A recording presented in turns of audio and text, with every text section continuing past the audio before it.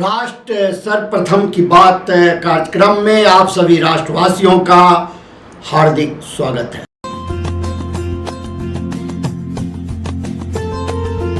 महाराष्ट्र के नासिक में केंद्रीय गृह एवं सहकारिता मंत्री अमित शाह ने सहकारिता सम्मेलन को संबोधित किया। इस मौके पर उन्होंने सहकारिता क्षेत्र से जुड़े कई अहम परियोजनाओं की शुरुआत की। अपने संबोधन में अमित शाह ने याद दिलाया कि अंतर्राष्ट्रीय सहकारिता वर्ष का उद्घाटन प्रधानमंत्री नरेंद्र मोदी ने भारत मंडपम में किया था। उन्होंने बताया कि सहकारिता मंत्रालय ने पूरे देश में सहकारिता वर्ष मनाने के लिए 12 महीने के विशेष कार्यक्रम तय किए हैं, जिनका आज शुभारंभ किया गया है। उन्होंने भरोसा जताया कि जब यह सहकारिता वर्ष समाप्त होगा, तब यह आंदोलन सीमित, समावेशी और सहकार से समृद्धि के लक्ष्य को पूरा करने में सफल होगा। मित्रों, सबसे पहले तो मैं सहकारिता की काशी ऐसे महाराष्ट्र में आप सभी का हृदय से स्वागत करता हूं। आज ये 3 कार्यक्रम प्रमुख रूप से यहाँ आयोजित हुए हैं। अंतर्राष्ट्रीय सहकारिता वर्ष की शुरुआत आज इसी कार्यक्रम से होने जा रही है। यहाँ पर अर्बन कोऑपरेटिव बैंक्स का अम्ब्रेला संगठन जो बनने की कई सालों से हम राह देख रहे थे, आज उसके कार्यालय का उद्घाटन भी हो रहा है। और हमने जो 2 लाख से ज्यादा पैक्स बनाने का लक्ष्य रखा है, हर गांव में एक सहकारिता संस्था, उस लक्ष्य की पूर्ति के लिए पहले 10,000 पैक्स जो बन चुके हैं, इनका ट्रेनिंग का, प्रशिक्षण का कार्यक्रम भी आज यहाँ पर शुरू हो रहा है। ये तीनों कार्यक्रम अपने आप में बहुत महत्वपूर्ण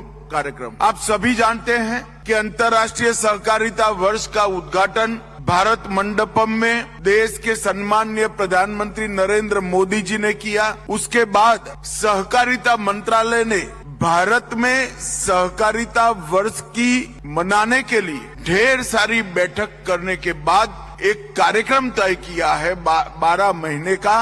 इसका आज उद्घाटन होने। कई बार कई प्रकार के वर्ष मनाए जाते हैं, जिसमें सिर्फ सार्वजनिक कार्यक्रम, चर्चाएं और कुछ टोकनिज्म कर वर्ष को मनाने का कार्यक्रम होता है। परंतु मैं आज देश भर के 8,000 संस्थाओं में फैले भारत के सहकारिता परिवार को एक विश्वास दिलाना चाहता हूं कि सहकारिता वर्ष भारत जिस तरह से मनाएगा, इसके बाद भारत में सहकारिता अनेक कदम आगे बढ़ जाएगी।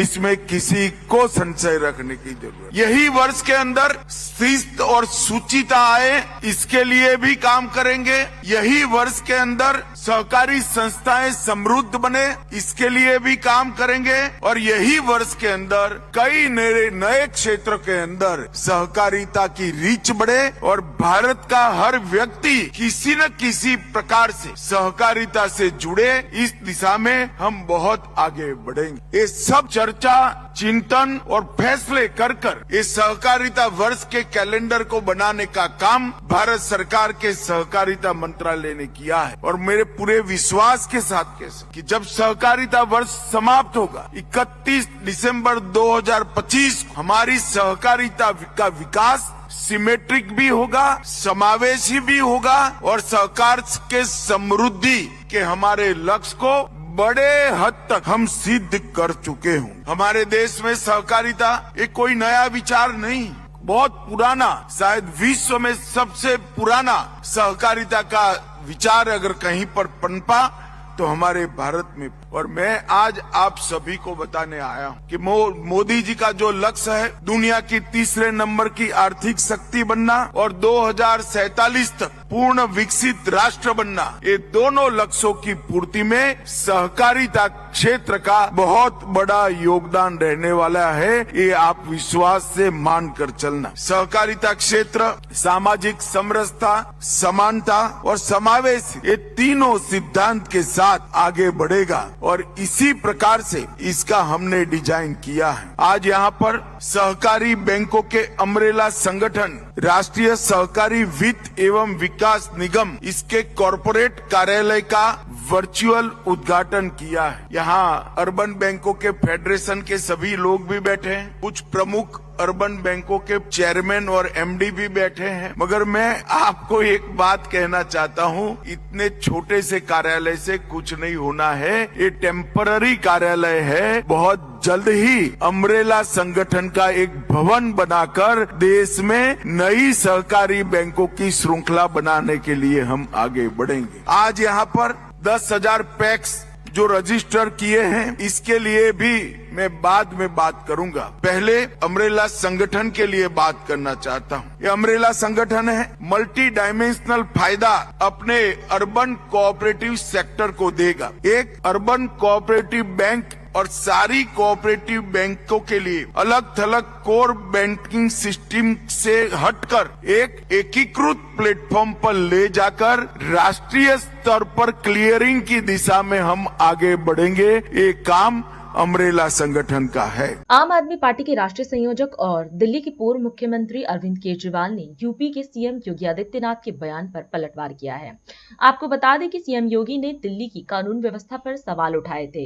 इस पर केजरीवाल ने कटाक्ष करते हुए कहा कि वे योगी आदित्यनाथ के बयान से सहमत हैं और गृह मंत्री अमित शाह को समझना चाहिए कि दिल्ली में कानून व्यवस्था कैसे ठीक की जाए और अपराधियों पर कैसे अंकुश लगाया जाए। कल उत्तर प्रदेश के मुख्यमंत्री श्री योगी आदित्यनाथ जी दिल्ली आए। दिल्ली में उनका स्वागत है। दिल्ली दिल वालों की है, सबका स्वागत है। पूरे देश में कोई भी आए उनका हम तहे दिल से स्वागत करते हैं। कल योगी जी ने एक बहुत अच्छी बात कही जिसका पूरे दिल्ली के लोग समर्थन करते हैं। उन्होंने मुद्दा उठाया कि दिल्ली में कानून व्यवस्था बिल्कुल चरमरा गई है। मैं उनकी बात से 100% सहमत हूँ। दिल्ली के लोग उससे 100% सहमत हैं। दिल्ली के अंदर खुलेआम गैंगस्टर घूम रहे हैं। 11 गैंगस्टर्स, बड़े बड़े गैंगस्टर्स के ग्रुप हैं जिन्होंने पूरी दिल्ली को बांट लिया है 11 हिस्सों में और खुलेआम फिरौती मांगी जा रही है व्यापारियों से। व्यापारियों के फोन आ रहे हैं 3 करोड़ दे दो, 4 करोड़ दे दो, नहीं तो पूरे परिवार को खत्म कर देंगे। दिल्ली की सड़कों पे गैंगवार हो रहे हैं। महिलाओं का घर से निकलना मुश्किल हो गया है। डेली दिल्ली में 17 बच्चों का अपहरण होता है। डेली दिल्ली में 10 महिलाओं का अपहरण हो रहा है। दिल्ली के अंदर ओपनली चाकूबाजी हो रही है, लोगों की हत्याएं हो रही हैं, चेन स्नैचिंग हो रही है, चोरियां हो रही हैं, डकैतियां हो रही हैं। पूरी दिल्ली दहशत में है और पूरी दिल्ली लोग बहुत ज्यादा डरे हुए हैं। कल योगी जी ने बिल्कुल सही मुद्दा उठाया है। योगी जी ने कहा कि उत्तर प्रदेश में योगी जी ने कानून व्यवस्था ठीक कर दी है। मैं नहीं जानता कि उत्तर प्रदेश में कानून व्यवस्था ठीक हुई है कि नहीं हुई है, लेकिन अगर योगी जी सही कह रहे हैं, उन्होंने ये भी कहा कि उत्तर प्रदेश में उन्होंने सभी गैंगस्टर्स का सफाया कर दिया है। अगर ऐसा है तो मैं योगी जी से कहना चाहता हूं कि दिल्ली की कानून व्यवस्था अमित शाह जी के अंडर में सीधे आती है। अमित शाह जी देश के गृह मंत्री हैं और दिल्ली की कानून व्यवस्था, दिल्ली की सुरक्षा, दिल्ली के लोगों को एक सुरक्षित जीवन देना, ये अमित शाह जी की सीधे जिम्मेदारी है। अगर योगी जी कह रहे हैं जैसे कि मैंने यूपी की कानून व्यवस्था ठीक कर दी, तो मैं उनसे निवेदन करूंगा कि आप अमित शाह जी को थोड़ा बिठा के समझाइए कैसे कानून व्यवस्था ठीक की जाती है। आप उनको बिठा के थोड़ा सा गाइड कीजिए, उनको थोड़ा समझाइए अमित शाह जी को कि दिल्ली की कानून व्यवस्था में क्या करने की जरूरत है, कैसे करने की जरूरत है, दिल्ली में कैसे सुरक्षा सबको दी जाए। वो कह रहे हैं कि मैंने गैंगस्टर सारे खत्म कर दिए उत्तर प्रदेश से, तो वो जरा सा अमित शाह जी को गाइड करें कि कैसे दिल्ली के अंदर गैंगस्टर राज खत्म किया जाए। तो योगी जी को थोड़ा सा अमित शाह जी को बैठा के ये भी समझाना पड़ेगा कि कानून व्यवस्था अगर ठीक करनी है तो थोड़ा टाइम देना पड़ेगा दिल्ली के लिए। आप दिल्ली को गैंगस्टर्स के हवाले नहीं छोड़ सकते। तो मैं यही अपील करता हूं योगी जी से कि थोड़ा सा बिठा के अमित शाह जी को समझाएं ताकि दिल्ली के लोगों को सुकून मिल सके। दरभंगा और इसके आसपास के शैक्षणिक और साहित्यिक हलकों के लिए यह एक अच्छी खबर है कि उर्दू भाषा और साहित्य पर मिथिला सांस्कृतिक के प्रभाव विषय पर 1 दिवसीय राष्ट्रीय सेमिनार 27 फरवरी 2025 को स्थानीय सीएम कॉलेज दरभंगा में आयोजित किया जाएगा। यह सेमिनार ICSSR दिल्ली द्वारा आयोजित किया जा रहा है और इसमें देश के विभिन्न विश्वविद्यालयों के शिक्षकों के भाग लेने की उम्मीद है। यह जानकारी professor Mushtaq Ahmad, principal CM college Darbhanga ने दी है।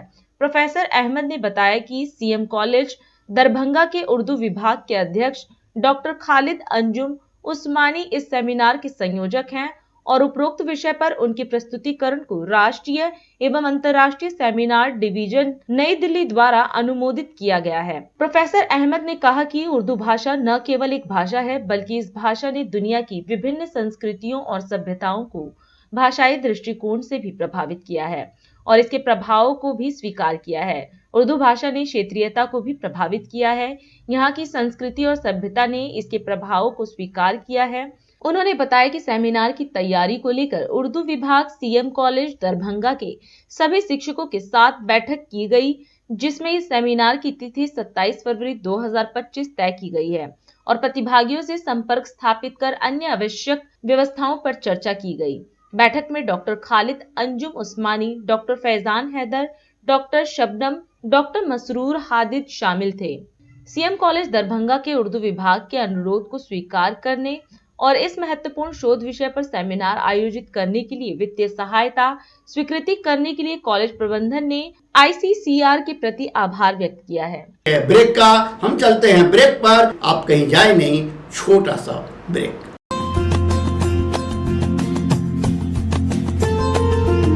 Kamal Buildtech Private Limited, fulfilling promises. With our professional team and experience of delivering projects, in past we guarantee you peace of mind and top quality work in an affordable price. Shreya Furnishing wishes you a very happy new year.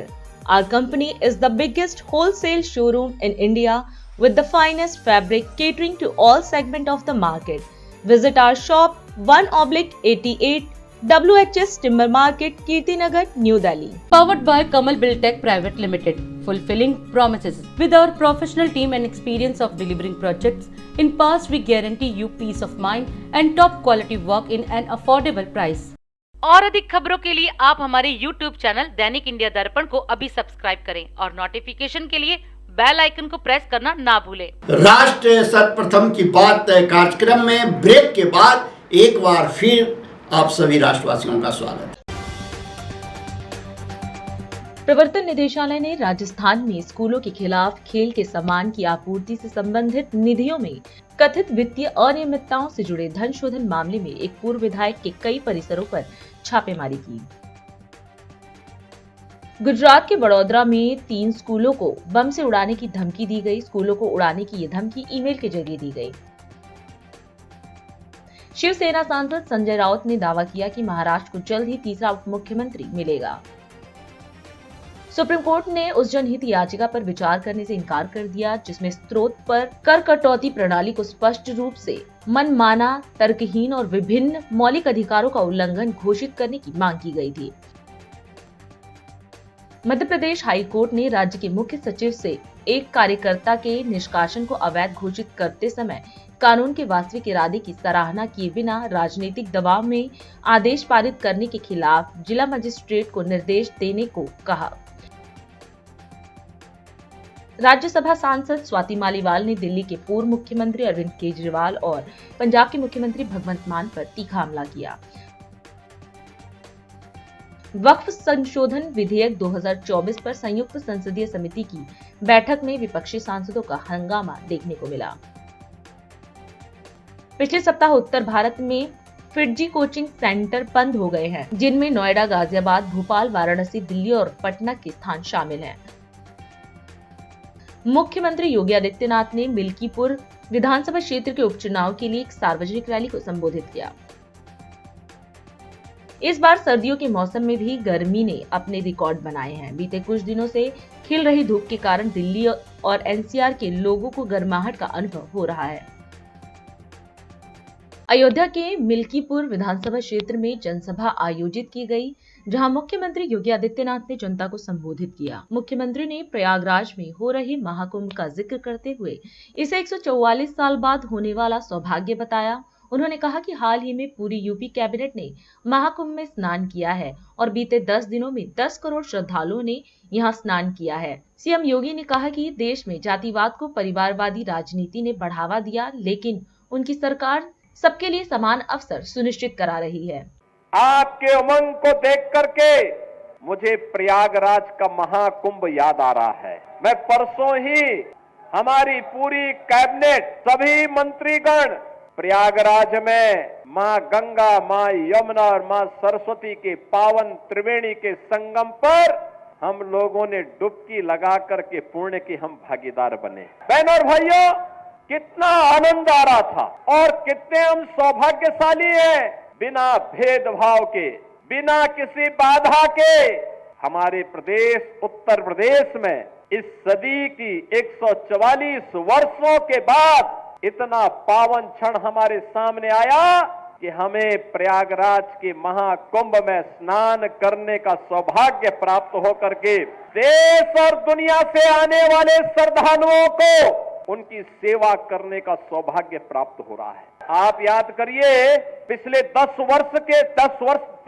दिन के अंदर, पिछले 10 दिन में प्रयागराज में 10 करोड़ श्रद्धालुओं ने पावन त्रिवेणी के संगम में स्नान किया। 10 करोड़ लोगों ने। दुनिया के तमाम देशों की आबादी 10 करोड़ नहीं है।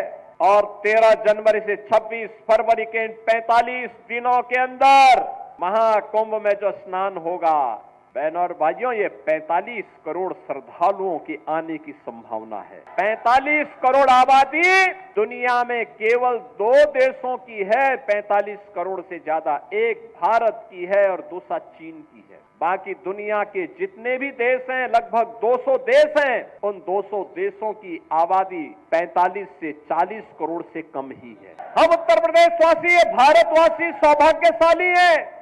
ऐसे ही नहीं, हमारे ग्रंथों ने लिखा है कि दुर्लभम भारते जन्म मानुषम तत्र दुर्लभम।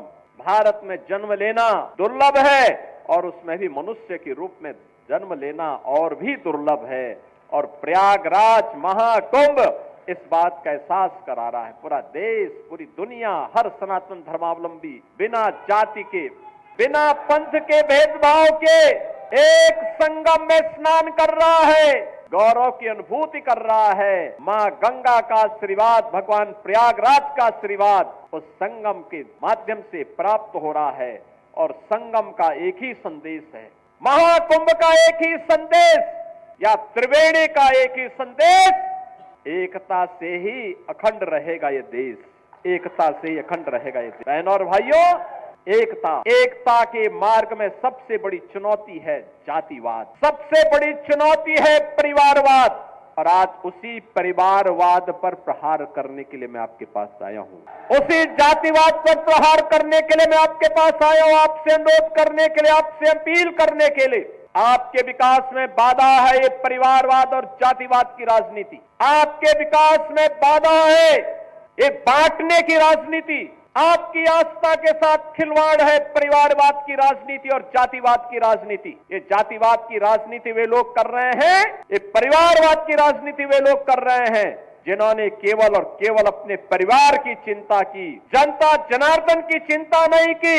किसी दलित, किसी वंचित, किसी पिछड़ी जाति के व्यक्ति का, किसी का भी इन्होंने कभी उत्थान नहीं किया। याद करिए, अयोध्या जनपद का ही पुराना जनपद है अंबेडकर नगर जनपद। इसी से अंबेडकर नगर जनपद बना।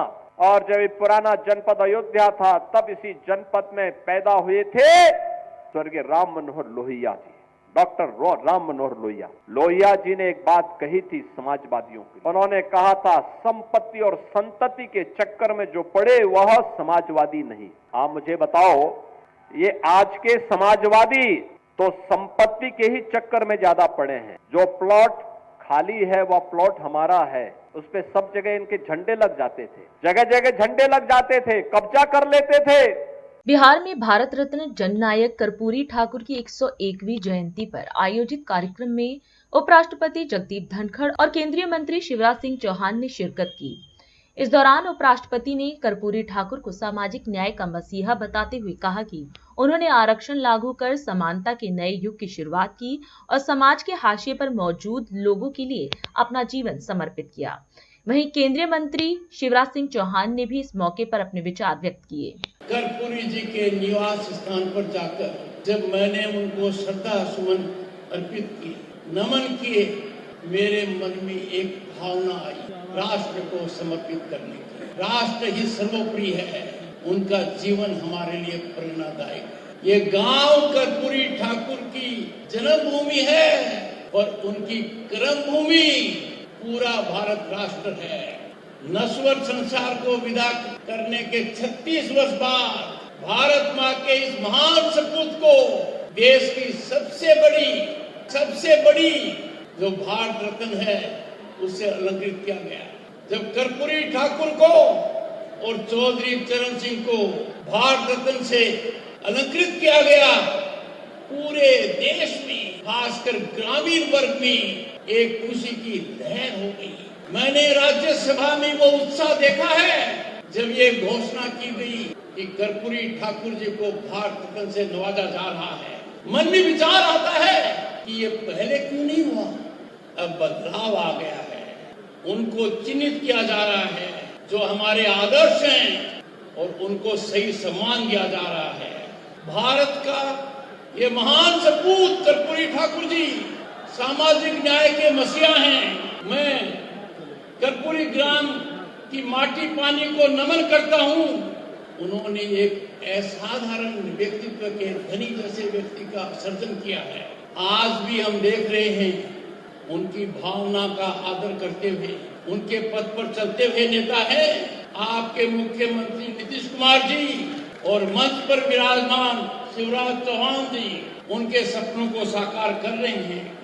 भारत रत्न कर्पूरी ठाकुर जी ने एक अति विशिष्ट छाप देश में सामाजिक न्याय को आगे बढ़ाकर की। कठिन और चुनौतीपूर्ण वातावरण में उन्होंने कॉलेज की शिक्षा प्राप्त की। बड़ा चुनौतीपूर्ण वातावरण था। अपने जीवन में जिस व्यक्ति ने कभी कोई संपत्ति नहीं बनाई, पूरा जीवन जनता के लिए समर्पित रहा, वो विधानसभा चुनाव कभी नहीं हारे, उनको कीर्तिमान प्राप्त है। बिहार जैसे प्रांत में वो पहले गैर कांग्रेसी मुख्यमंत्री बने, एक बार उप मुख्यमंत्री और 2 बार मुख्यमंत्री। संक्षिप्त काल में कर्पूरी ठाकुर जी ने सामाजिक व राजनीतिक कायाकल्प का नया इतिहास लिखा, रचित किया, सदियों की जड़ता को तोड़ दिया। उन्होंने बड़ी आबादी के लिए संभावनाओं के अपार द्वार खोल दिए। ये वो महापुरुष है जिन्होंने समता युग की नई शुरुआत की। उन्होंने अपना जीवन उनके लिए समर्पित किया जो समाज के हाशिए पर थे, जिनका कोई ध्यान नहीं दे रहा था। आज अति प्रसन्नता है कि केंद्र और राज्य सरकार मिलकर उनकी नीतियों का अनुसरण कर रहे हैं, उनके सपनों को साकार कर रहे हैं। याद कीजिए वो जमाना कितना चुनौतीपूर्ण था।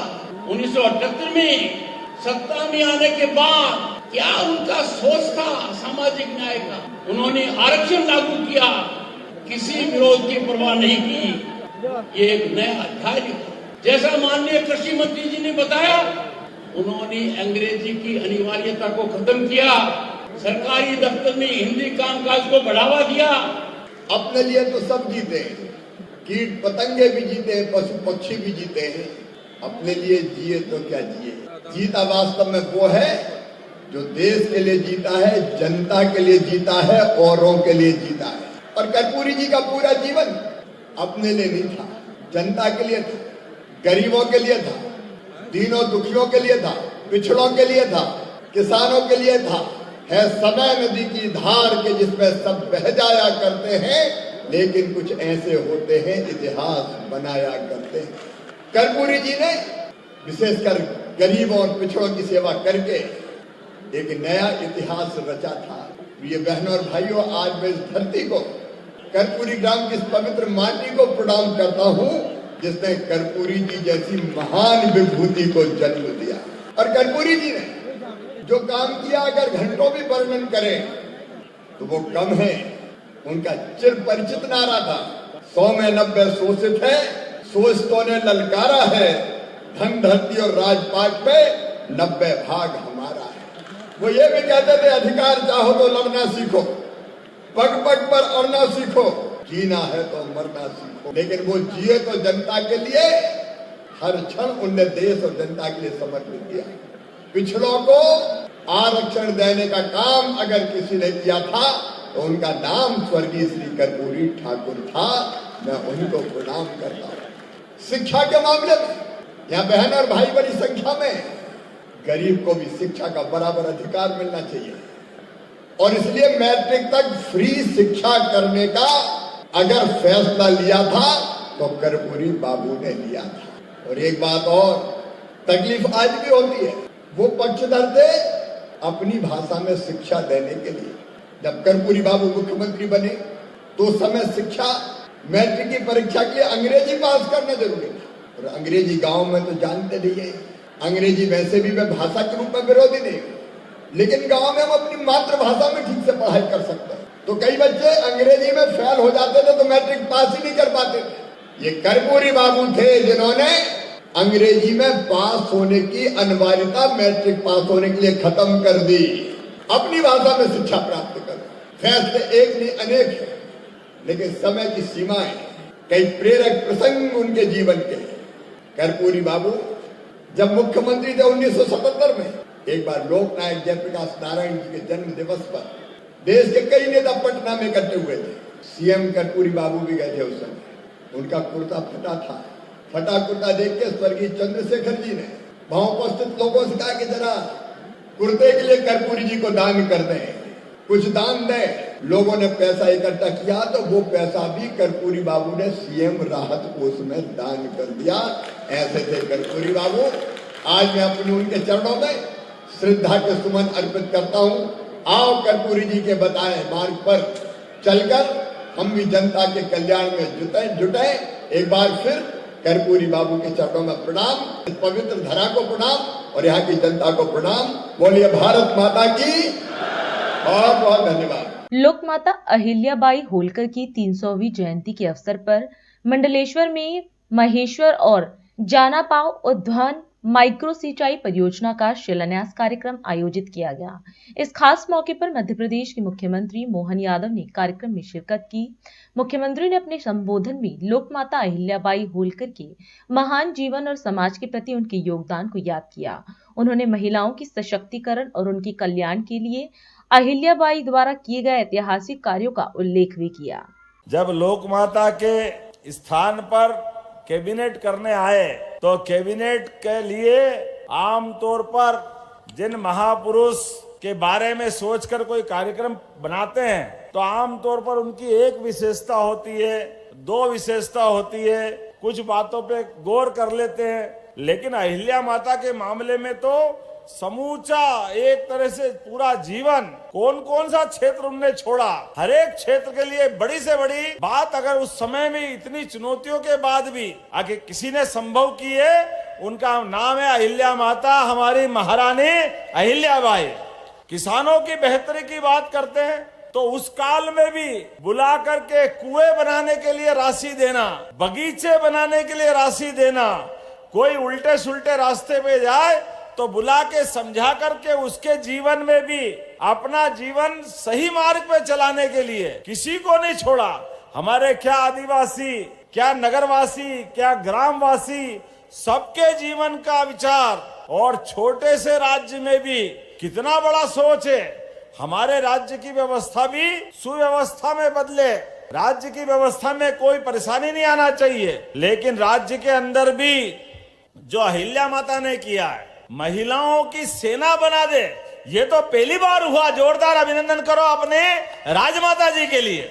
महिलाओं को बराबरी का दर्जा दे करके अगर सैन्य टुकड़ी बनाने का काम उन्होंने किया है, अपने दुश्मनों से निपटने के लिए सबसे पहले मोर्चे पे रणनीति के अंतर्गत तलवार से मुकाबला करने के लिए भी तैयार और युक्ति बुद्धि भी तैयार। हमको मालूम है पेशवा आ गए थे एक बार इस राज्य पे कब्जा करने के लिए, और पता नहीं माता का तो राजमाता का जो तरीका है, उज्जैन तक आ गई सेना। यहाँ से महारानी को मालूम पड़ा तो उनने भी कहा हमारी भी सेना तैयार है, यहाँ के लोग डरेंगे नहीं, मेरे राज्य इस मामले में निपटने में सक्षम है। अपनी बहनों की, अपनी सेना को ऑर्डर दिया, चलो आगे मुकाबला करेंगे। और सदाशिव भाव जब उज्जैन से इधर बढ़ने लगा तो एक पत्र लिखा, उस पत्र में बहुत अच्छी बात लिखी थी। देखो, युद्ध में केवल तलवार ही नहीं चलती है, तलवार से ज्यादा दिमाग भी चलता है, रणनीति भी चलती है, कूटनीति भी चलती है। माननीय अहिल्या महारानी ने लिखा, आओ भाऊ, पेशवाओं का बहुत गौरवशाली इतिहास है। इंडिया दर्पण दैनिक हिंदी समाचार पत्र DID न्यूज पर राष्ट्र सर्वप्रथम मीडिया टीम की ओर से समस्त राष्ट्रवासियों को गणतंत्र दिवस की हार्दिक शुभकामनाएं। आज हम इस कार्यक्रम में आपसे विदा लेते हैं। आप अन्य खबरों के लिए बने रहे। राष्ट्र सर्वप्रथम, वंदे मातरम, जाग उठा है भारत। राष्ट्र सर्वप्रथम।